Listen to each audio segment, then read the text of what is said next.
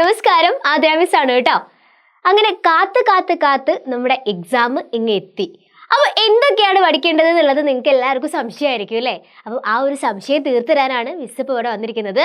നമ്മളിപ്പോൾ എക്സാം അടുപ്പിച്ച് നമ്മൾ ഒരുപാട് ആക്ടിവിറ്റീസും കാര്യങ്ങളൊക്കെ നമ്മൾ പഠിക്കും. അതിൽ നമുക്ക് പഠിക്കാനുള്ള ഒരു പ്രധാനപ്പെട്ട ഒരു ആക്ടിവിറ്റിയാണ് എന്താണ്? പ്രയോഗഭംഗി. ഒരു പ്രയോഗ ഭംഗി എങ്ങനെ തയ്യാറാക്കാം? ഇങ്ങനെ ഒരു ചോദ്യം വന്നു കഴിഞ്ഞാൽ മക്കളെ എങ്ങനെയാണ് നമ്മൾ ആ ഒരു ചോദ്യത്തിന് ഉത്തരം എഴുതുക എന്നുള്ള കാര്യമാണ് ഇന്ന് നമ്മൾ ഈ ഒരു വീഡിയോയിലൂടെ പരിചയപ്പെടാൻ പോകുന്നത്. അപ്പോൾ സെറ്റാണല്ലോ.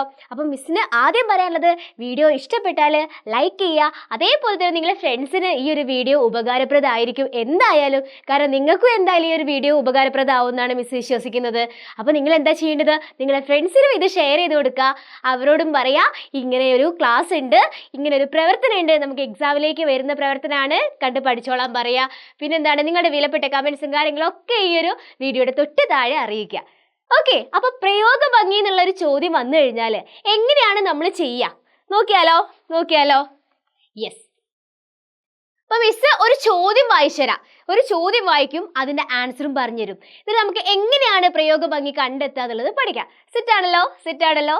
യെസ്, പ്രയോഗ ഭംഗി എന്നത് ഒരു ഭാഷ ഉപയോഗിക്കുമ്പോൾ അതിനെ ആകർഷകമായും മനോഹരമായും സമർപ്പണാത്മകമായും അവതരിപ്പിക്കുന്ന രീതിയാണ്.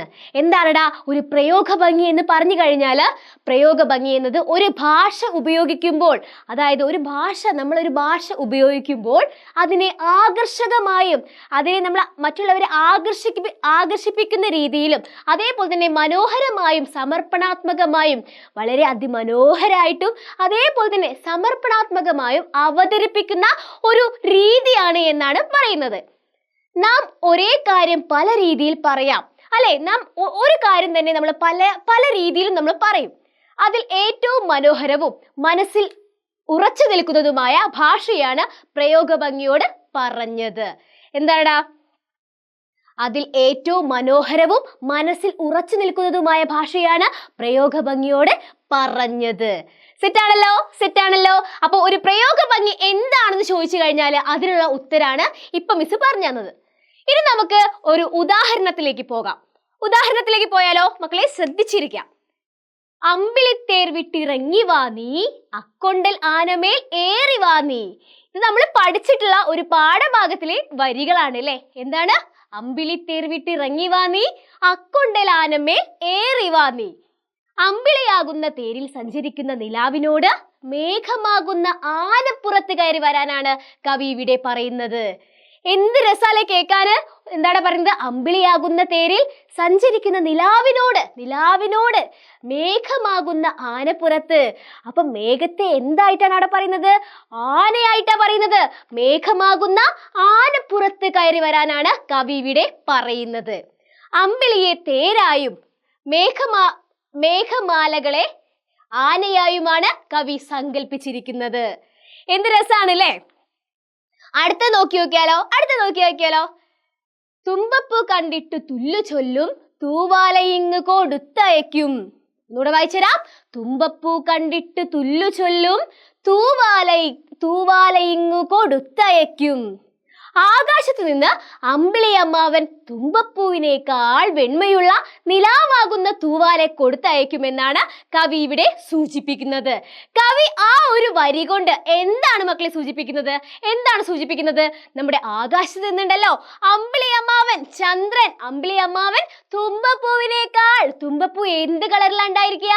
എന്ത് കളറിലാണ്? അതെ, വെള്ള കളറിലാണ് അല്ലേ? തുമ്പപ്പൂവിനേക്കാൾ വെണ്മയുള്ള നിലാവാകുന്ന തൂവാല കൊടുത്തയക്കുമെന്നാണ് കവി ഇവിടെ സൂചിപ്പിക്കുന്നത്. തുമ്പപ്പൂവിന്റെ വെണ്മയെ തോൽപ്പിക്കുന്നതാണ് നിലാവിന്റെ ഭംഗിയെന്ന് നമുക്ക് ഈ പ്രയോഗത്തിലൂടെ മനസ്സിലാക്കാം. തുമ്പപ്പൂവിനെ കാണാൻ തന്നെ വളരെ മനോഹരാണ്. നമ്മളിപ്പം ഓണക്കാലങ്ങളിൽ പൂവിടാൻ വേണ്ടിയിട്ട് നമ്മൾ ഒരു പൂക്കൂടയൊക്കെ എടുത്തിട്ട് പൂ പറിക്കാൻ ഇറങ്ങും അല്ലെ? പൂ പറിക്കാൻ ഇറങ്ങുമ്പോൾ ആദ്യം നമ്മുടെ കണ്ണിൽ എന്താ കാണുക? തുമ്പപ്പൂവാണ് കാണുക അല്ലെ? അങ്ങനെ നമ്മൾ ഒന്നോ രണ്ട് തുമ്പപ്പൂ നമ്മൾ പറിച്ചു കഴിഞ്ഞാൽ അത് പൂവിടാൻ ഉണ്ടായിരിക്കോ? ഇല്ല അല്ലെ?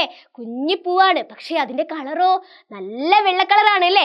അപ്പം അതാണ് ഇവിടെ പറയുന്നത്, തുമ്പപ്പൂവിന്റെ വെണ്മയെ തോൽപ്പിക്കുന്നതാണ് നിലാവിന്റെ ഭംഗിയെന്ന് നമുക്ക് ഈ പ്രയോഗത്തിലൂടെ മനസ്സിലാക്കാം. അപ്പൊ ഇത്രയേ ഉള്ളൂ പ്രയോഗ ഭംഗി എന്നുള്ളത്. അപ്പൊ മക്കളെ, നിങ്ങൾക്ക് എക്സാമിന് പ്രയോഗ ഭംഗി എഴുതാനുള്ള ഒരു ചോദ്യം വന്നു കഴിഞ്ഞാൽ നിങ്ങൾ ഒട്ടും ടെൻഷൻ അടിക്കണ്ട. ഇതേപോലെ അടിപൊളിയായിട്ട് നിങ്ങൾക്ക് എത്രത്തോളം മനോഹരമാക്കി എഴുതാം അത്രത്തോളം മനോഹരമാക്കി എഴുതി കഴിഞ്ഞാൽ പ്രയോഗ ഭംഗി സെറ്റാണ്. അപ്പൊ എന്തായാലും വീഡിയോ ഇഷ്ടപ്പെട്ട ലൈക്ക് ചെയ്യുക, ഷെയർ ചെയ്യുക, സബ്സ്ക്രൈബ് ചെയ്യാൻ മറക്കല്ലേ. ബൈ.